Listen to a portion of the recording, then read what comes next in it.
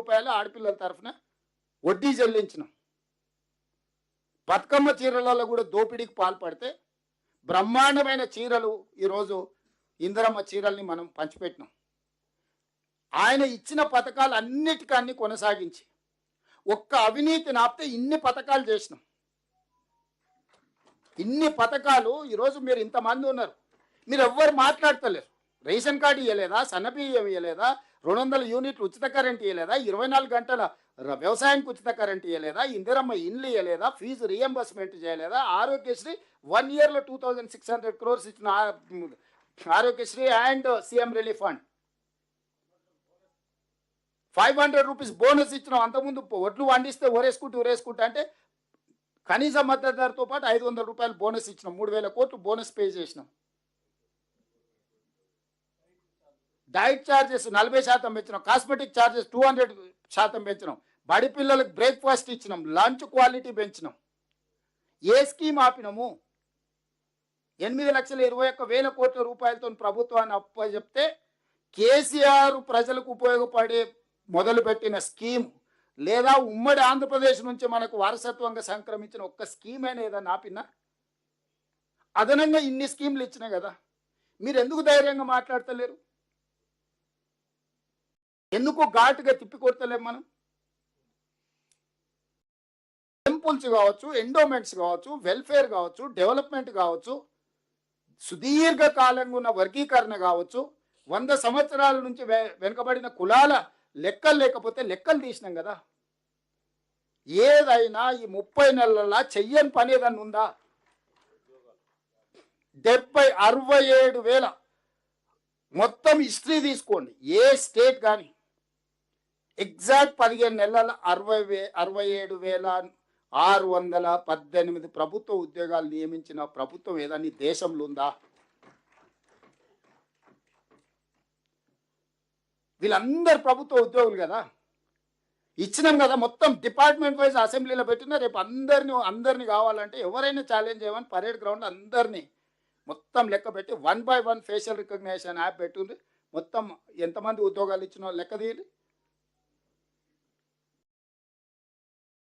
అంతకుముందు ఇన్స్టాల్మెంట్లలో ప్రభుత్వ జీతభత్యాలు ఇచ్చేది. ఇవాళ 1వ తారీఖు నాడు అందరికి ఇస్తున్నాం. ఇప్పుడు కాంట్రాక్ట్ అవుట్ సోర్సింగ్ వాళ్ళు కూడా ప్రభుత్వానికి పనిచేసే ప్రతి వాడికి 5 తారీఖు లోపల ఎట్టి పరిస్థితుల్లో వాళ్ళకి జీతం రావాల్సిందే అని ఈరోజు పని పెట్టుకొని ఎవ్రీ వీక్ మానిటరింగ్ చేసి రిఫార్మ్ చేసుకుంటూ వస్తున్నాయి, క్లీన్ చేసుకుంటూ వస్తున్నాయి.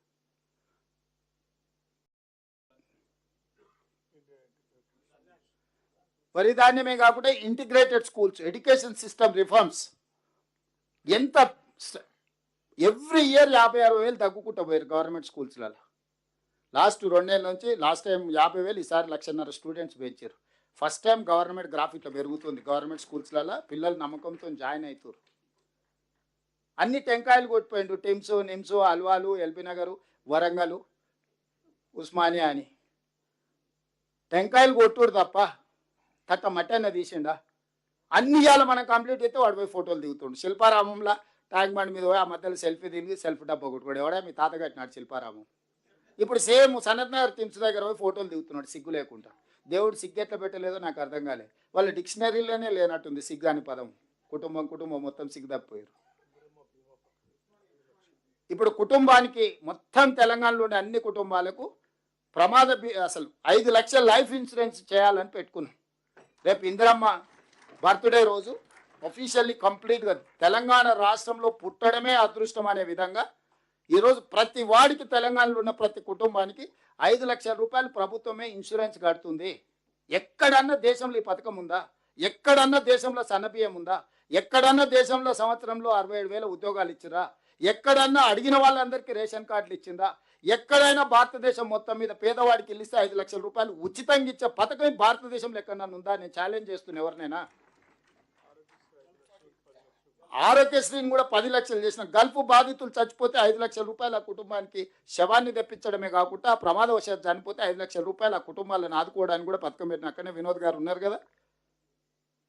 మీరు అడిగింది ఏంది చేయలేదు, ప్రతిదీ చేస్తున్నాం. ఇది కూడా కేసీఆర్ కోసం కాదు. ఇప్పుడు ఇది కాళేశ్వరం రిలేట్, ఇది ప్రజలకు అవసరం ఉన్నది. దీన్ని జాగ్రత్తగా చేయాలనేది మన ఆలోచన. వాళ్ళు హడావిడి పెట్టిరని తొందర పెట్టిరని మనల్ని అటు ఇటు చేసి ఏదో ఒకటి చేసి అది గుల కొడితే వీళ్ళే కుట్రతోని దాన్నే మనం బాంబులు పెట్టి పేల్చినామని మాటలు మాట్లాడారు. ఎంత బుర్ర తక్కువ అంటే మరి అమెరికాలో ఏం చదువుకున్నాడో నాకు తెలియదు, కానీ మరి వేరే దోస్తులు వేరే చెప్తుంటారు. బాంబులు పెట్టి పేలిస్తే గాల్లోకి వెళ్తుందా భూమిలోకి పోతుందా మా వీరేశం చెప్పాలి. ఎన్నో బాంబులు పెట్టి పేలిస్తే ఏదైనా మనం బాంబు పెడితే అది ఏడైనా పెట్టు గాల్లోకి లేస్తుంది కదా, పైకి లేస్తుంది కదా. మళ్ళీ కాళేశ్వరంలో మేడిగడ్డ బ్యారేజ్ భూమిలోకి పోయింది కదా, బాంబులు పెడితే భూమిలోకి ఎట్ట పోతుంది? బుద్ధి ఉందా? అన్నం తింటుండా, గడ్డి తింటుండా? మాట్లాడేటప్పుడు బుర్రనాన్ని ఉపయోగించాలి కదా. పోనీ ఒకవేళ ఏదన్నా జరిగింది అని అంటే ఏదన్నా చేస్తే ఏదన్నా శకలాలు లేచినాయి గాల్లో ఉన్నాయి ఇది ఉన్నది అని అంటే మనం బాంబులు పెట్టాం. భూమిలో కుంగిపోయింది దాన్ని మనం బాంబులు పెట్టామని మన మీద వేస్తాడేమే. మీ నాయన అవినీతికి బలైపోయింది కాళేశ్వరం, మీ కుటుంబ దోపిడీకి బలైపోయింది గోదావరి నదీ జలాలు. మొత్తం మీ ఎంటైర్ కుటుంబం హ్యాస్ టు టేక్ రెస్పాన్సిబిలిటీ. మొత్తం ఎంటైర్ ఫ్యామిలీని పనిచేయాలి, ఒక్కొక్కరిని కాదు. తెలంగాణకి 8,21,000 కోట్ల రూపాయలు అప్పు వస్తుంది, కేసీఆర్కి 1000 ఎకరాల ఫామ్ హౌస్ వస్తుంది, 1,00,000 కోట్ల రూపాయల ఆస్తులు వస్తాయి. జన్వాడలో కేటీఆర్కు 100 ఎకరాలలో వస్తుంది, హరీష్ రావుకి లేదనుకుంటున్నాం, మొయినాబాద్లో ఉంది 50 ఎకరాల ఫామ్ హౌస్, శంకర్పల్లిలో కవితకు ఉంది 25 ఎకరాల ఫామ్ హౌస్. అటు భూములు ఇచ్చిపెట్టి ఉత్త ఫామ్ హౌస్లు ఇల్లే చెప్తున్నా. మనం 250 గజాలలో 500 గజాలలో కట్టుకోవాలంటే జన్మంతా కష్టపడాల్సి వస్తుంది, ఉత్తమన్న ఇల్లే లేదని చెప్తుంటాడు అప్పుడప్పుడు. మరి కేసీఆర్కు మాత్రము అంటే ఆ సూత్రం ఏందో మనకు తెలవాలి కదా. రాష్ట్రం అప్పుల ఊబిలు ఎట్లా కూరుకుపోతుంది, కేసీఆర్ ఆగర్భ శ్రీమంతుడు ఎట్లయితాడు, న్యూస్ పేపర్లు ఎట్లొస్తాయి, టీవీ ఛానల్స్ ఎట్లొస్తాయి, వ్యాపారాలు ఎట్లొస్తాయి, బెంచ్ కార్లు ఎట్లొస్తావు, ఆ సూత్రం చెప్తే తెలంగాణ మొత్తం బాగుపడుతుంది కదా. కేసీఆర్ని అందుకే కదా 2 సార్లు ముఖ్యమంత్రిని చేసింది ఆ సూత్రం చెప్పమని. అందుకోసమనే మిత్రులారా ఈరోజు ఉత్తమ్ కుమార్ రెడ్డి గారు ఒక మంచి బాధ్యత తీసుకొని ఈ కార్యక్రమాన్ని ఏర్పాటు చేసి మనందరికీ అవగాహన కల్పించి, దీంట్లో రాజకీయం ఉంది, సాంకేతికం ఉంది, అన్నీ ఉన్నాయి, ప్రజల ప్రయోజనం ఉంది, రైతుల విశ్వాసం ఉన్నది. తెలంగాణ ప్రజలకు అందరికీ దీన్ని మీరందరు గ్రామాన